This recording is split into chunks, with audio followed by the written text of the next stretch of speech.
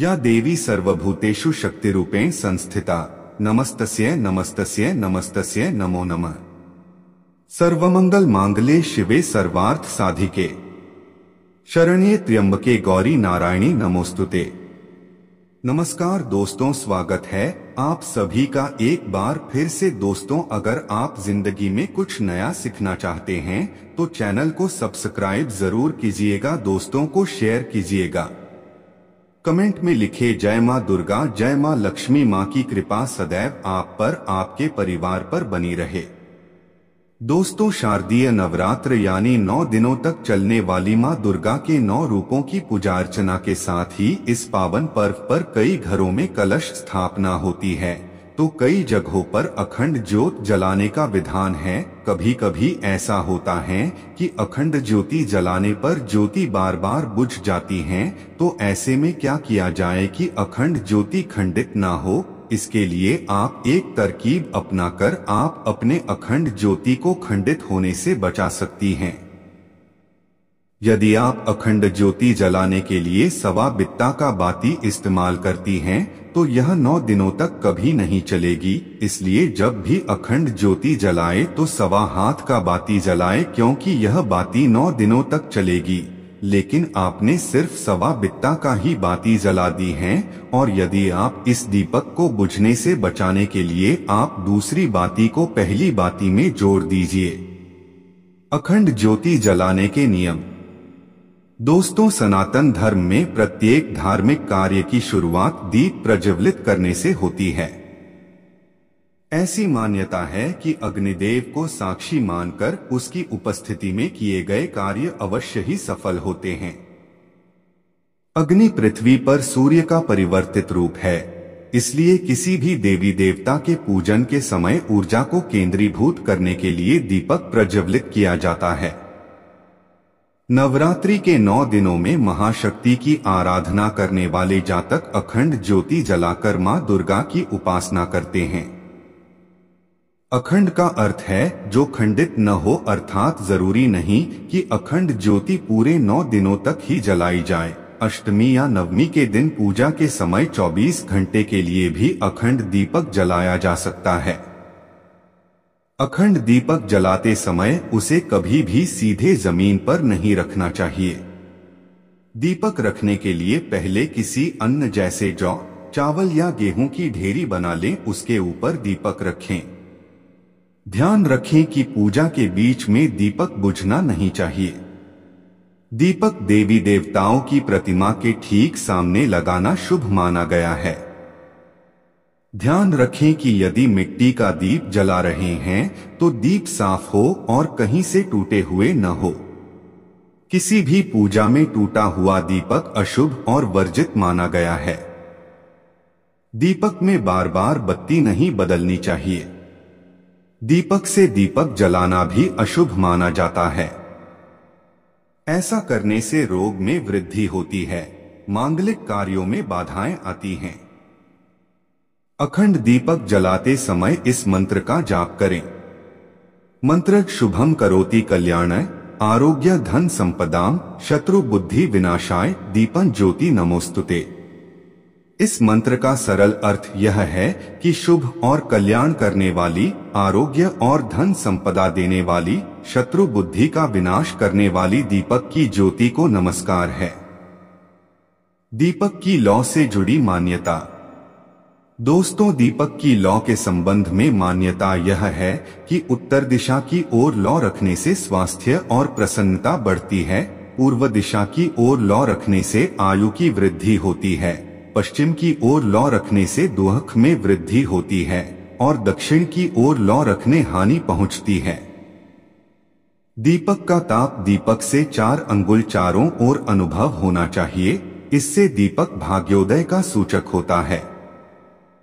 जिस दीपक की लौ सोने के समान रंग वाली हो, वह दीपक आपके जीवन में धन धान्य की वर्षा कराता है एवं व्यवसाय में तरक्की का संदेश देता है। अखंड ज्योति जलाने के फायदे। दोस्तों, नवरात्र में अखंड ज्योति जलाने से घर में नकारात्मक ऊर्जा दूर होकर सकारात्मक ऊर्जा का संचार होता है। घर के सदस्यों को यश एवं प्रसिद्धि मिलती है। दीप ज्योति से समस्त पाप नष्ट होकर जीवन में सुख समृद्धि, आयु, आरोग्य एवं सुखमय जीवन में वृद्धि होती।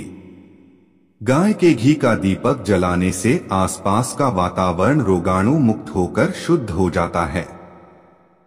पूजा अर्चना करते वक्त दीपक जलाने के पीछे भी यही उद्देश्य होता है कि प्रभु हमारे मन से अज्ञान रूपी अंधकार को दूर करके ज्ञान रूपी प्रकाश प्रदान करें। दीपक के धुएं से वातावरण में मौजूद हानिकारक सूक्ष्म कीटाणु नष्ट हो जाते हैं। दीपक से हमें जीवन के ऊर्ध्वगामी होने, ऊंचा उठने और अंधकार को मिटा डालने की प्रेरणा मिलती है। शास्त्रों में अखंड ज्योति जलाने के नियम बताए गए हैं, जिसका पालन जरूर करें। अगर किसी कारण ज्योति बुझ गई है तो फिर से बाती उसी में डालकर दीपक को न लगाएं, क्योंकि बुझने के बाद इस ज्योति को खंडित माना जाता है। आप जलते दीपक में ही दूसरी बाती जोड़ दें तो आपकी ज्योति खंडित नहीं होगी। चलिए अब जानते हैं कि ऐसा क्या उपाय करें कि अखंड ज्योति न बुझे। पहला उपाय। दोस्तों, चैत्र और साल में पड़ने वाली सभी नवरात्रि में अखंड ज्योति जलाई जाती है। अखंड ज्योति का मतलब होता है ऐसी ज्योति जो कि खंडित ना हो। नवरात्रि में अखंड ज्योति जलाने से माता रानी प्रसन्न होती हैं और उनके आशीर्वाद से घर पर खुशहाली व समृद्धि बनी रहती है। साथ ही अखंड ज्योति जलाने से मनोकामनाएं भी पूरी होती है। दूसरा उपाय। दोस्तों, अखंड ज्योति जलाने के कई नियम भी होते हैं और इसे जलाते समय पूरी सावधानी रखनी चाहिए, क्योंकि अखंड ज्योति का बुझना शुभ नहीं होता है।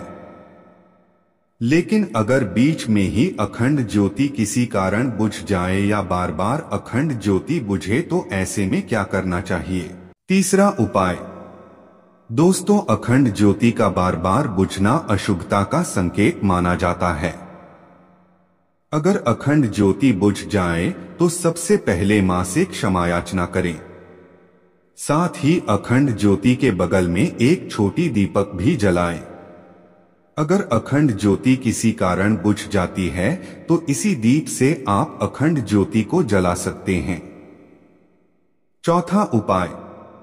दोस्तों, शास्त्रों में अखंड ज्योति जलाने के नियम बताए गए हैं, जिसका पालन जरूर करें। अगर किसी कारण ज्योति बुझ गई है तो फिर से बाती उसी में डालकर दीपक को न लगाएं, क्योंकि बुझने के बाद इस ज्योति को खंडित माना जाता है।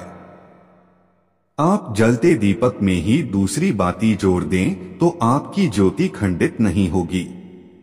पांचवा उपाय। दोस्तों, नवरात्रि में जलाई गई अखंड ज्योति पूरे 9 दिनों तक जलनी चाहिए। लेकिन अगर आप ज्योति जलाने के लिए सवा बित्ता की बाती का इस्तेमाल करेंगे तो यह कभी भी पूरे 9 दिनों तक नहीं जल पाएगी। इसलिए दीपक को बुझने से बचाने के लिए दूसरी बाती को पहली बाती में पहले ही जोड़ दीजिए। छठवां उपाय। दोस्तों, अखंड ज्योति की बाती को महत्वपूर्ण माना जाता है, इसलिए आप पहले ही सवा हाथ का रक्षा सूत्र बनाकर दीपक के बीचों बीच रख दें, जिससे कि दीपक किसी कारण बुझ जाए तो आप इस बाती से दीपक को जला सकें। सातवां उपाय। दोस्तों, अगर 9 दिन पूरे होने और नवरात्रि खत्म होने के बाद भी दीपक जलता रहे तो इसे फूंक मारकर या किसी भी तरह से खुद नहीं बुझाएं, बल्कि दीपक को स्वयं ही बुझने दें। दोस्तों, वीडियो कैसा लगा कमेंट में जरूर बताएं और इस तरह के नॉलेजेबल वीडियो देखने के लिए हमारे चैनल को सब्सक्राइब जरूर करें। धन्यवाद।